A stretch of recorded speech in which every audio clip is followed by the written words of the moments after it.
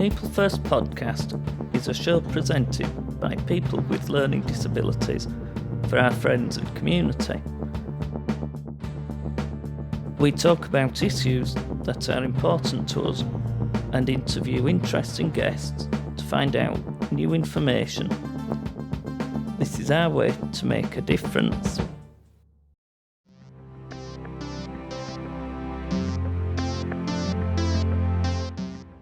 Hello and welcome to the People First podcast. Today we are doing another slightly better episode, but we have a different format to our regular shows. Instead of doing an interview, we are going to be reading some statements that we have prepared ourselves about a topic we have chosen. We have been doing some work on how we act in our efforts to make sure we are professional at work. So we decided to share some of the things we have worked on to give you a better idea of how our effort functions. Please enjoy the show. There's Graham wanted to take about how we make sure we act professionally while work on other podcasts. We interact with lots of guests, so name to make sure we had good example. As part of our podcast team, we have to act professionally when we are doing an interview. This is because we are representing the podcast who are there and also are listening. This is how we make sure we act professionally in an interview. We turn our phones off when we are recording. This is so we don't get distracted and it's hard to off during an interview. We stick to reading our script for our interview to help the guests feel comfortable. We send our questions to them before the interview. So this means they can prepare and not get put on the spot. We don't talk over other team members or other. This is because it is polite to interrupt and interfere our recording. We always welcome and thank our guests on the show to show our appreciation for the time they have given us. We never contact guests after we have interviewed them for a chat because that's what is professional boundary. We only get in contact with someone if it is about their work. Thank you for that, Graham. Next, Tom is going to tell us about when we are working in our office on our own. A part of working in our office is being able to work independently, so it's important to learn how we do this. When working in the office on your own, you need to be professional and try to stay on task. If you need help, you can either ask a member of staff if they are free or another member.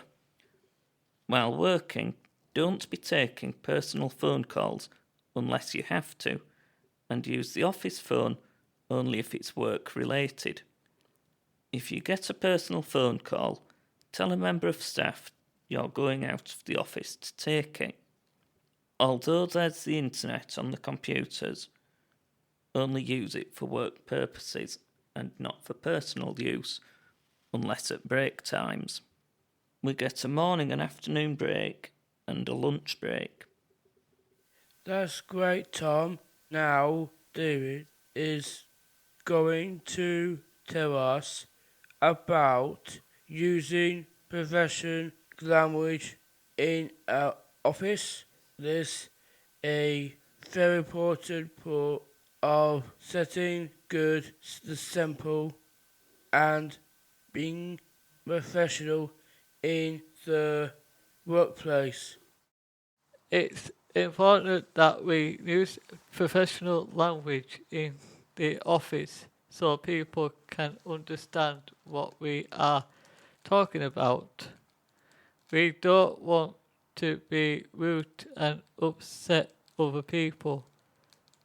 Go and talk to help calm down or go into a quiet space to help calm you down if something does wrong. It's you are angry. Try to use words like sugar, bother, or dear instead of swearing in our office. If we don't use professional language in our office, you might get a verbal warning as the first written warning. If you keep using unprofessional language, there might be more consequences, such as missing projects like podcast recording or even being sent to leave the office and go home. I think it is really important to use professional language because it represents our team and office is the correct way and it won't make anyone who knows our visitors, our office upset. Think of that segment. David Jane went to do her searching about how to write a professional email. We said a lot of email in our office, especially the podcast team, so important. We know how to do this properly. How to write a professional email. Send an email to a professional podcast guest. Write an email first, then type it out. We usually ask our team to check an email before we send it, and then click on send email. We CC staff into our email so they can see it has been sent. In our emails, we always write where we do the interview, when we ask them to come in for the interview, we send some dates for them and book. Tell them our name is People First Podcast and explain who we are. We always tell people what we like to talk about our podcast in our email. After we have finished the show, we don't email people again unless it was related to the show. Sending emails to guests is an important part of the show, because if we didn't do this properly, we wouldn't have any guests to interview. Very useful, Jane. We, of course, sometimes working in the office together as a team, and Daniel decided to do his statements on working together in the office.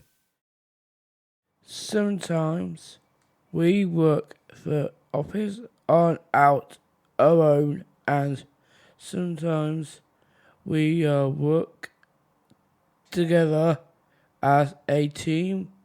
What we are working together, we work as a team and help each other. We have some skill different and can support each other. Only for example, I am good and typing and can help my friends. However, sometimes it's not right to help someone where they are able to do it all themselves, so I wait for them to ask, or I ask to you need help. When work together, we make sure everyone gets a turn and don't feel that our team work is very important in people first quickly and craven, because together we can achieve other things that if we only work on our own. Thanks, Daniel. Lastly, Luke is going to talk to us about how we act during the meetings. We often have meetings in our office with our colleagues and sometimes with visitors, so it is important we know how to do this professionally. During office group meetings, it's important that we all pay full attention and try and stay as focused as possible at all times. We must also each listen to everything a person has to voice and not talk while conversations are in progress. If anyone wants to ask or add something important to which they think is relevant, you should wait until a pause in talking occurs or raise hands. On Zoom, it's vitally important that everyone attending the meeting listens to the guest when they're talking and keep as quiet as they can without making any background noise, which can cause distraction when or where not appropriate. In meetings, shouting over one another is not considered acceptable and can spoil it for everyone in session. If anyone feels they want to take a short time to themselves, out of the discussion or for private reasons, they must ask to leave the group, as it's not sensible to walk away without warning everyone else.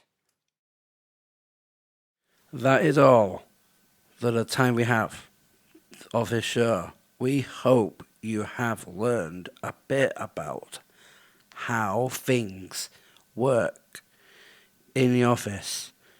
We would like to do some more podcasts about some of the work we have been doing in our office time. So please let us know if you have enjoyed this show, and we will do more. Thanks for listening. I'll see you next time.